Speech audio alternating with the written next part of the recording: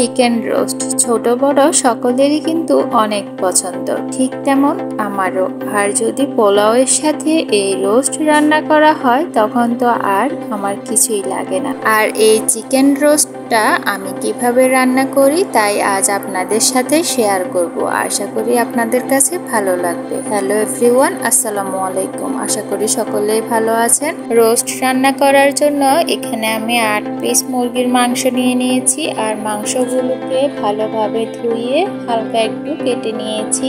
এখন এর মধ্যে পরিমাণ মতো লবণ দিয়ে ভালোভাবে মাখিয়ে নিচ্ছি। আমার মাখানো হয়ে গিয়েছে। এখন চুলায় একটি প্যানে হাফ কাপ পরিমাণ তেল দিয়ে দিচ্ছি আর তেলটা গরম হয়ে আসলে আমি চিকেনগুলোকে একটু ব্রাউন কালার করে ভেজে নিব। এখানে চিকেনটাকে অতিরিক্ত ভাজা যাবে না, না হলে উপরটা শক্ত হয়ে যাবে। জাস্ট একটু দিয়ে নেড়ে চেড়ে হালকা ব্রাউন কালার করে ভেজে নিলেই হবে। চুলার আঁচ মাঝারিতে রেখে আমি চিকেনগুলোকে ভেজে নিচ্ছি। আপনারা দেখে নিশ্চয়ই বুঝতে পারছেন আমি চিকেনটা কতটুকু ভেজে নিয়েছি। এখন আমি সবগুলো চিকেনকে তুলে নিচ্ছি আর এভাবেই উল্টে পাল্টে আমি সবগুলো চিকেন ভেজে নিয়েছি। এরপর এই একই তেলের মধ্যে আমি এখানে দিয়ে দিয়েছি 1/3 কাপ পরিমাণ পেঁয়াজ, দিয়ে দিচ্ছি 3টে তেজপাতা, 2 টুকরো দারচিনি আর 3-4টে এলাচ।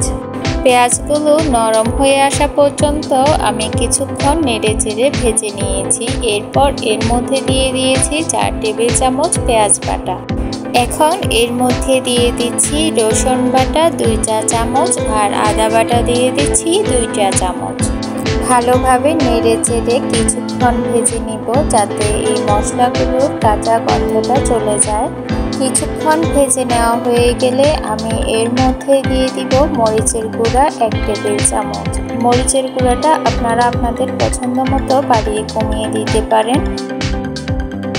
লবণ দিয়ে দিচ্ছি স্বাদ মতো। এখানে লবণটা একটু বুঝে দিবেন যেহেতু ভাজার সময় লবণ দেওয়া হয়েছে। আর গরম মশলার গুঁড়া দিয়ে দিয়েছি 1 টেবিল চামচ, জায়ফল গুঁড়া দিচ্ছি হাফ চা চামচ আর জয়ত্রী গুঁড়া দিয়ে দিচ্ছি হাফ চা চামচ। ভালোভাবে নেড়ে চেড়ে আমি এর মধ্যে কিছুটা পানি দিয়ে দিচ্ছি যাতে মশলাটা পুড়ে না যায়। এখন এর মধ্যে দিয়ে দিচ্ছি টক দই 3 টেবিল চামচ পরিমাণ আর টক দইটাকে আমি ভালোভাবে ফেটিয়ে নিয়েছি।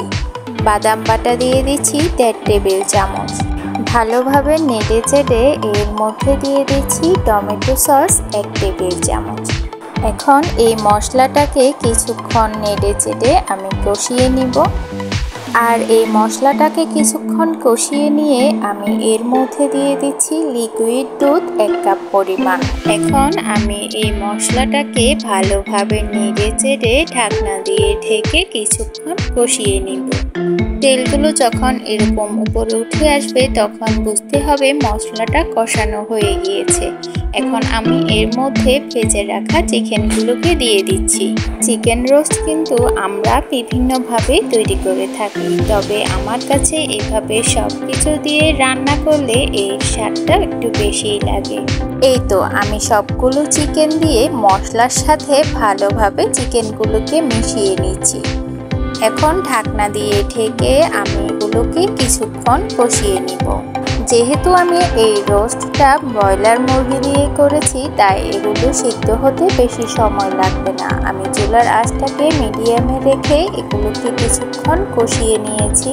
এখন এর মধ্যে আস্ত কাঁচামরিচ দিয়ে দিয়েছি 10-12টা আর দিয়ে দিয়েছি আরও হাফ কাপ পরিমাণ লিকুইড দুধ। ভালোভাবে নেড়ে চেড়ে আমি ঢাকনা দিয়ে দিব আর সিদ্ধ হওয়া পর্যন্ত অপেক্ষা করে নিব।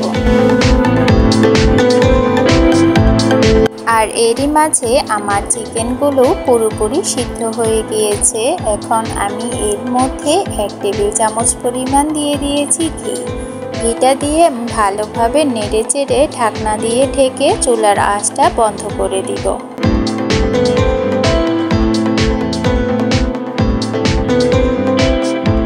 রোস্টগুলোকে আমি একটা সার্ভিং প্লেটে নিয়ে নিয়েছি আর উপর দিয়ে কিছু পেঁয়াজ বেরেস্তা দিয়ে সাজিয়ে নিয়েছি।